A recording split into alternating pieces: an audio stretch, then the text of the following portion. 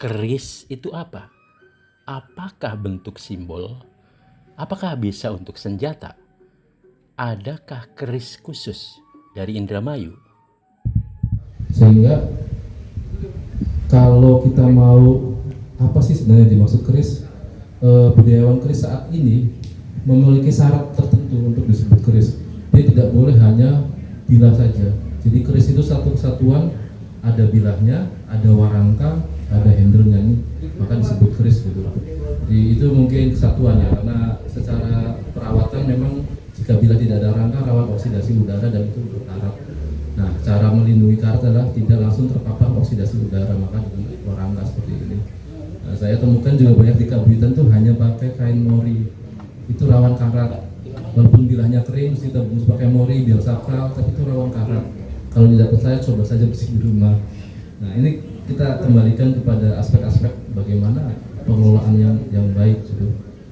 Kemudian jenisnya, kita fokus ke resiko. Baik. Jadi setelah nama dapur, nama pamor, motif tadi, ada istilah terakhir itu yang asik, tapi jika kita tidak bijak akan menjadi seringnya perang argumen antar kolektor, yaitu tangguh. Tangguh ini bukan perkasa, tapi bisa disimpulkan estimasi pembuatan keris di zaman kerajaan tertentu berdasarkan ciri tertentu. Misalnya saya sebutkan tadi, ini keris di Tangguh atau diperkirakan era Mataram. Karena apa? Nanti ada dasarnya, tidak ngasal walaupun bukan fakta. Berdasarkan seluknya, telur, manis, tata pamornya seperti ini, itu memang kalau kita sudah mengamati beberapa puluh bilah akan ketemu pola yang sama. Keris Sunda itu seperti apa? Nah, nanti saya lari secara bagaimana dengan artefak yang ada di Indramayu.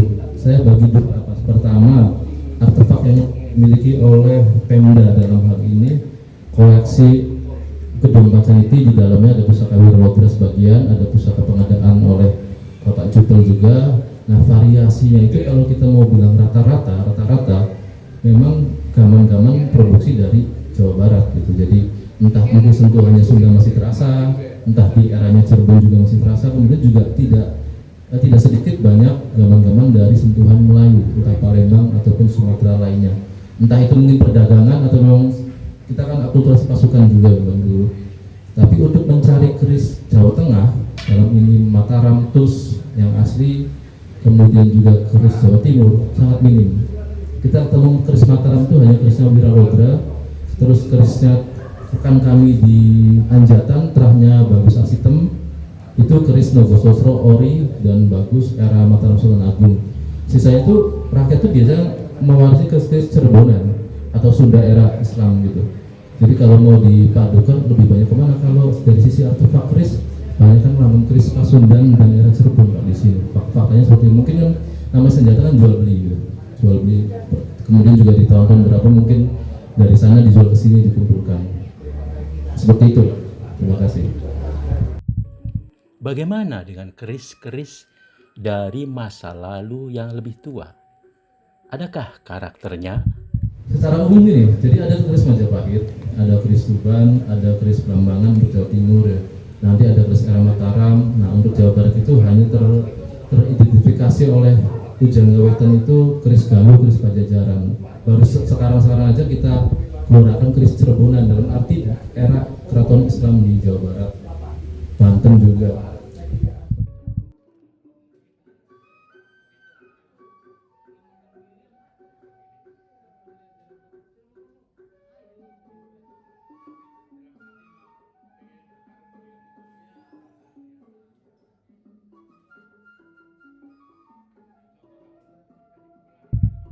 Apakah keris itu sama dengan pusaka?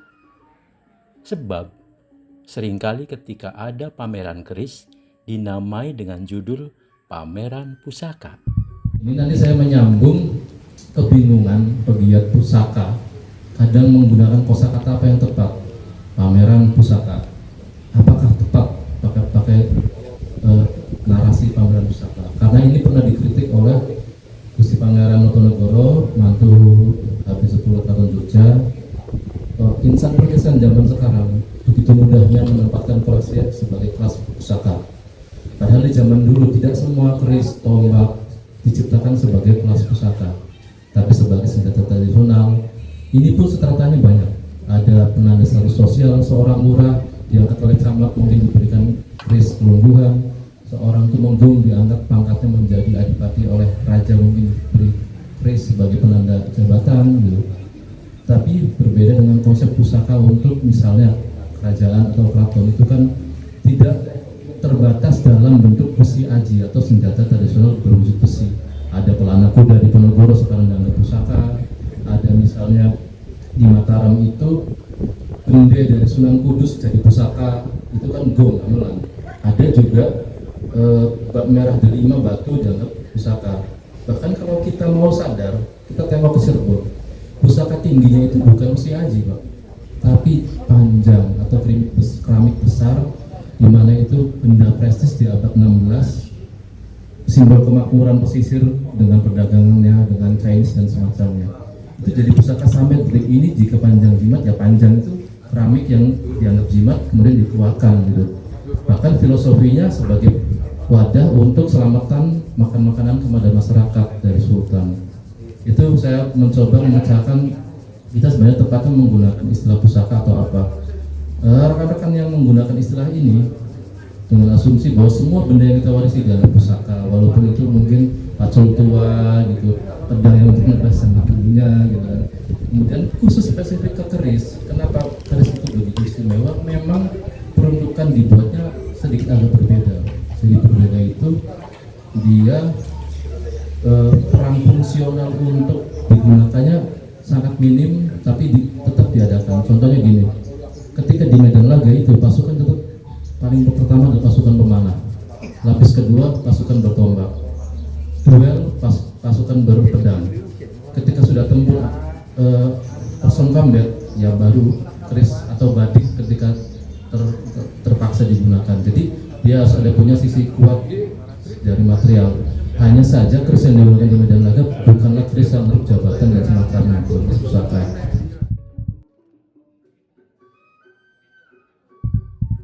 Apa yang dimaksud dengan tosan aji? Apakah keris merupakan tosan aji? Keris ini mungkin rekan-rekan sering dengar istilah dari kami, istilahnya tosan aji. Nah, tosan aji ini memang dipopulerkan oleh masyarakat budayawan wetan ya. Dan ini Surakarta dan Yogyakarta dengan bahasa halusnya, tosan itu besi, aji itu yang bernilai atau berharga. Jadi besi yang bernilai itu bukan hanya senjata tradisional yang dibuat untuk keperluan taktis atau perang. Misalnya dia diberikan sentuhan pamor, pamornya ditata seindah mungkin sehingga ada makna, sehingga dia selain senjata tradisional tapi juga berperan sebagai simbol harapan dan pusaka tadi. Maka dia disebut besi aji. Kalau terminologi Sunda lama sampai di era sebelum Islam bukan tosan aji, tapi gaman.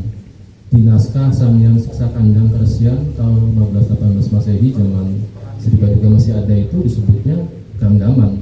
Bahkan senjata-senjata atau gaman ini diklasifikasikan menjadi 3 bagian untuk profesi. Kelas Prabu Menak itu ada pedang, ada keris. Kelas petani itu ada kujang, ada dalium dan semacamnya, korek sesuai dengan fungsi kebutuhannya. Kelas resi ada pisau panah, pisau raut untuk membuat koltar. Semuanya sarananya besi, tapi sesuai dengan fungsinya. Kalau bangsawan Prabu itu kan kenapa ada pedang, ada keris? Karena dia kesatria berhak untuk berperang dan membela negara. Kalau resi kewajibannya dia berkesusastraan dengan menggunakan media tulis raut gitu. Belum semuanya keris, tapi ada perbedaan di Majapahit. Di Jawa Timur itu catatan Mahon, anak kecil, muda, kaya, miskin, semua keluar rumah harus menggunakan keris di belakangnya, kayak orang Bali sekarang itu. Jadi dan saat itu tuh alam suasana kultur kita masih sangat liar ya, bukan liar tapi keras. Sedikit tersinggung kepala disentuh, kita duel sampai mati dengan keris itu. Nah, nilai ini kan sudah berubah di era kolonial. Karena salah satu unsur untuk pembuatan tosan aji, tempat lipat yang bagus itu ada untuk penyepuhan. Kalau airnya nggak pas, besinya pecah atau gerasak, ya Mas. Itu. Kalau Cirebon punya tanggul aja, karena ada sumurnya, ada sumber mata airnya, sumur pusat bumi, ada dorong. Itu dari zamannya Puk Bandil saya lihat itu ada teknik nuklir ya. Bagaimana caranya meluruhkan batu meteor itu untuk jadi pamor pusaka. Wajar sebuah punya dapur atau material yang bagus, wajar. Kalau Indramayu ini cuma perlintasan bengkel, panjat, kelasnya panjat. Kalau Indramayu kelasnya panjat pandai, betul itu. Jadi saya dari kacamata tadi saya sempat nyentil masalah Willa Lodra itu, saya melihatnya itu dari kacamata Tosan Aji sebagai otoritas. Jadi menempatkan berpusaka itu sesuai dengan stratanya, cukup sadar diri. Seperti itu. Jadi berpusaka itu menyesuaikan dengan kita dan migunani. Buat apa kita punya keris bagus tapi tidak migunani?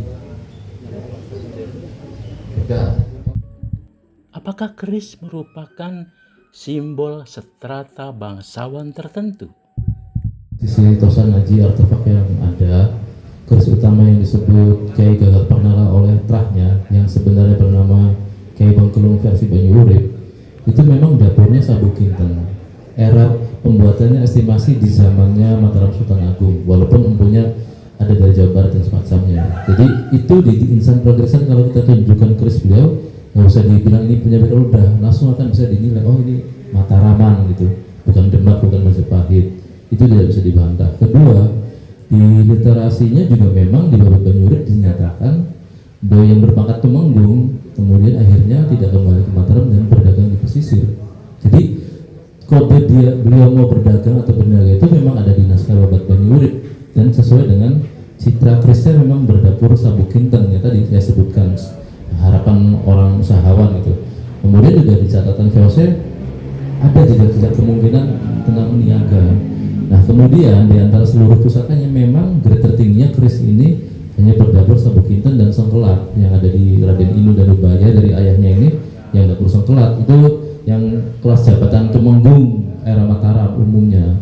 Nah tidak maksudnya beliau itu tidak berdapur Naga Sosro, itu artinya artefak pusaka beliau tidak selevel untuk kelas raja karena beliau jabatannya sebagai Bupati Pesisiran di Indramayu dari Raja Amangkurat Mataram. Itu fakta sejarahnya. Jadi sebenarnya sinkron, cuma cara penyampaian beliau langsung pengen menyadarkan kita yang kadang secara umum memahami bahwa itu pangeran atau raja atau prabu dalam literasi masyarakat. Dia perang fungsional untuk digunakannya sangat minim, tapi tetap diadakan. Contohnya gini, ketika di Medan Laga itu pasukan tetap paling pertama adalah pasukan pemanah. Lapis kedua pasukan bertombak, duel pasukan berpedang. Ketika sudah tempur person combat ya baru keris atau batik ketika terpaksa digunakan. Jadi dia harus ada punya sisi kuat dari material. Hanya saja keris yang digunakan di Medan Laga bukanlah keris yang untuk jabatan dan semacamnya, keris pusaka. Kemudian keris ini mungkin rekan-rekan sering dengar istilah dari kami, istilahnya Tosan Aji. Nah, Tosan Aji ini memang dipopulerkan oleh masyarakat budayawan Wetan ya. Dan ini Surakarta dan Yogyakarta dengan bahasa halusnya, Tosan itu besi, Aji itu yang bernilai atau berharga. Jadi besi yang bernilai itu bukan hanya senjata tradisional yang dibuat untuk keperluan taktis atau perang. Misalnya dia diberikan sentuhan pamornya ditata seindah mungkin sehingga ada makna, sehingga dia selain senjata tradisional tapi juga berperan sebagai simbol harapan dan pusaka tadi. Maka dia disebut besi Aji. Kalau terminologi Sunda lama sampai di era sebelum Islam bukan Tosan Aji, tapi gaman. Di naskah Samyang Siksa Kandang Keresian tahun 1518 Masehi zaman Sri Baduga masih ada itu disebutnya gam-gaman. Bahkan senjata-senjata atau gaman ini diklasifikasikan menjadi 3 bagian untuk profesi. Kelas Prabu Menang itu ada pedang, ada keris. Kelas petani itu ada kujang, ada daliun dan semacamnya, korek sesuai dengan fungsi kebutuhan. Kelas resi ada pisau panah, pisau raut untuk membuat koltar. Semuanya sarannya besi, tapi sesuai dengan fungsinya. Kalau bangsawan Prabu itu kenapa ada pedang, ada keris? Karena dia kesatria berhak untuk berperang dan membela negara. Kalau Resi kewajibannya dia berkesusastraan dengan menggunakan media tulis laut gitu. Tua adat Igede saja punya keris gitu. Tapi memang dari hasil investigasi kami dan teman-teman hunter, rata-rata keris desa itu ya tilam upi, ya Pak, sempono yang sederhana yang memang secara energi vibrasi juga nyaman ya Pak Thomas. Kalau keris songkelat itu jarang ketemu di desa-desa ya Pak. Kita di Indramayu ini memang kebanyakannya memang petani peladang gitu. Kita jarang menemukan keris songkelat, hanya 1, 2, 3. Tapi kalau di Jawa Tengah ya Pak, melimpah itu untuk para pasukan. Atau biasanya keluarga memang dulunya keturunan Tumenggung, pangkat-pangkat Tumenggung itu songkelat gitu. Jadi ngomong klasifikasi ada Pak, ada keris untuk para petani, kemudian juga pengusaha ini yang terkenal dengan dapur sabuk inten Pak. Simbolnya itu kita punya sabuk banyak inten yang makmur. Siapa? Keris sabuk inten yang sangat bermanfaat bagi karirnya. Kalau mau saya buka ya itulah Tumenggung Wiralodra Indramayu. Keris utama itu yang sekarang ada di Pendopo itu Kiai Bangkelung itu sabuk inten, dan itu memang kelihatan keris ningrat, ada bekas senjata emasnya. Dan beliau tercatat dalam arsip VOC memang ada jejak-jejak berniaga di Babat Banyurip, dijelaskan juga berdagang di pesisir. Kahuripan Kediri, Kahuripan itu zamannya Erlangga, kerisnya gede-gede Pak, kayak keris sorok Mas, tapi materialnya bagus. Itu bahasa kasarnya kayak pedang, bisa nukul bulu Mas. Ya beda sama keris kulonan, kayak begini. Satu itu, kedua panetesnya dia cenderung tidak runcing,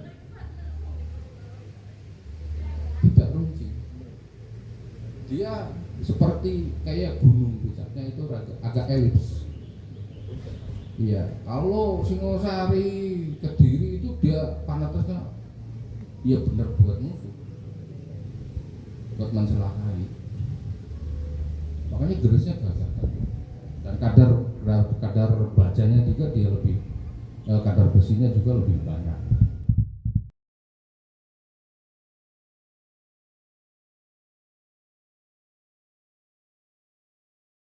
Apakah keris berkaitan dengan kekuasaan? Saya dari kacamata Kosanadi, saya meyakini bahwa Wiralodra itu bukan raja, titik. Enggak, karena ini untuk harus dibuka. Karena otoritas pemegang kekuasaan itu harus Nogososro Pak.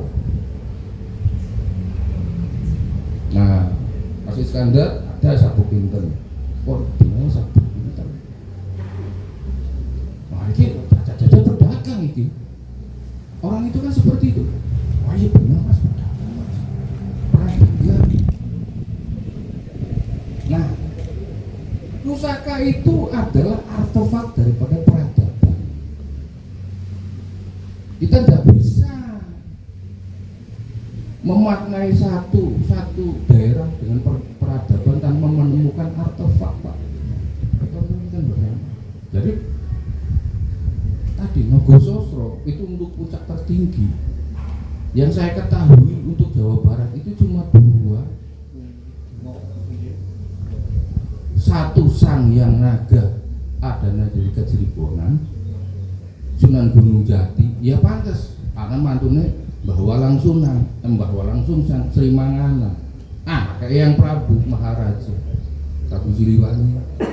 Satu lah di Pangeran Nogososro, karena masih keturunan dari Prabu Gesan Ulun, Pajajaran lagi.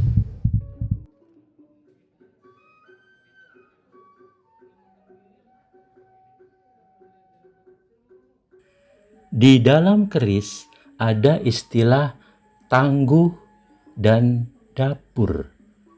Apa yang dimaksud tangguh? Apa yang dimaksud dapur? Perbedaan itu secara dasar membentuk perbedaan nama bentuk wajah ini dalam kamus Jawanya disebutnya dapur, bukan dapur masakan. Tapi kami mewakili dari sastra Centini Surakarta memang disebutnya dapur DHPU. Jadi mungkin kalau dianalogikan dengan mobil ya, mobil itu Toyota saja ada Avanza, ada Innova. Nah, Kris itu loop 13 tidak semuanya disebut sengkelat. Sengkelat ketika nanti ada rumusnya, ini yang sangat pusing ya. Jadi rumus sengkelat itu loop 13 seperti ini loop 13 punya kembang kacang, punya jalen 1, lambe gajah di sini 1. Sogokannya 2 depan belakang, ada pijetan, ada gereneng, itu sengkelat. Kalau lambe gajahnya 2, namanya parung sari, cuma 1 titik beredar. Nanti kalau seperti tadi, loopnya cuma 11, namanya sabuk kinten.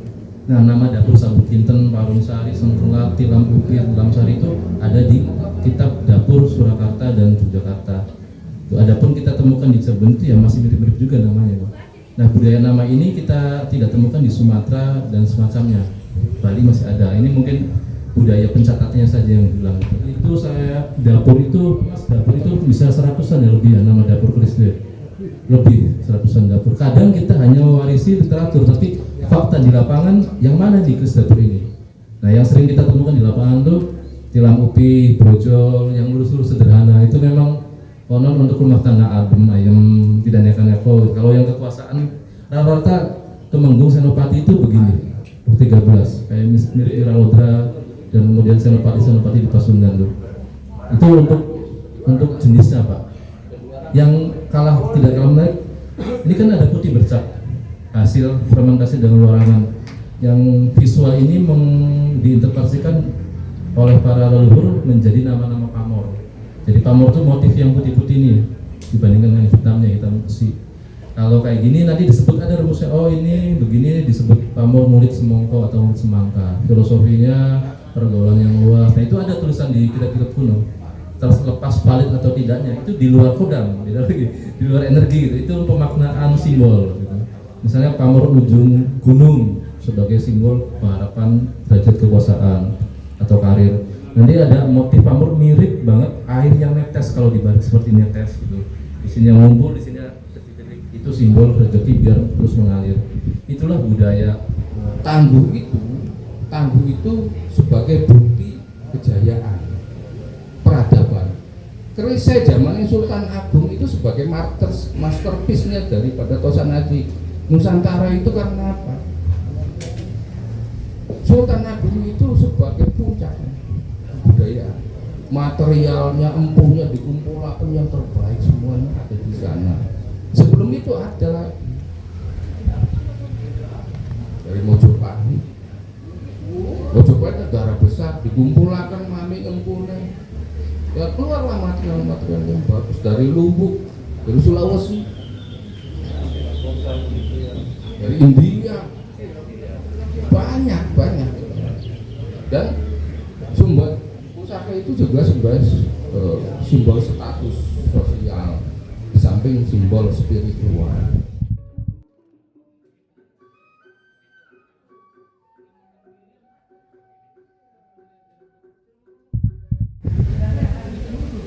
Nah, periodisasi Senggu itu atau Tangguh itu 1 tahun sampai 100 tahun.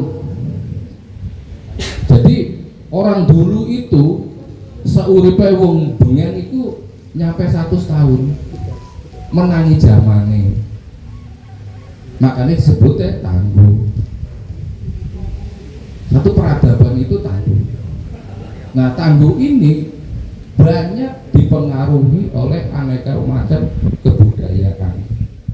Tadi ada eksoteris dan esoteris. Eksoteris itu dapurannya, kelihatannya, dan esoteris penggunaannya seperti itu. Jadi sama sebenarnya Tosan Haji atau perkakas ini sebagai tools, perangkat. Sisi mistisnya di mana? Sisi mistiknya ada di pengolahan rasa masing-masing. Sampai hanya lihat nih, ini dapuran ini gawane anyar apa segala macam. Tapi kita yakin ini punya daya yoni, mibunani, sugesti kenceng, dabi. keris merupakan salah satu simbol laki-laki Jawa di antara 5 simbol, yakni memiliki wisma atau rumah, garwa atau istri, turangga, kendaraan misalnya kuda, kukila, hobi tertentu misalnya memelihara burung, curiga, senjata, seperti halnya keris.